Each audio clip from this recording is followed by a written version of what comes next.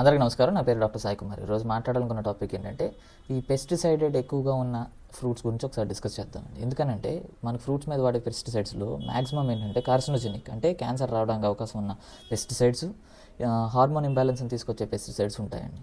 So, అందుకని మనం health గురించి తింటాం ఫ్రూట్స్ కాస్త అవి మళ్ళీ మనకే ఎఫెక్ట్ చూపించి ఇబ్బంది పెట్టేటట్టు ఉంటే డబ్బులు పెట్టి రోగం తెచ్చుకున్నట్టే కదా.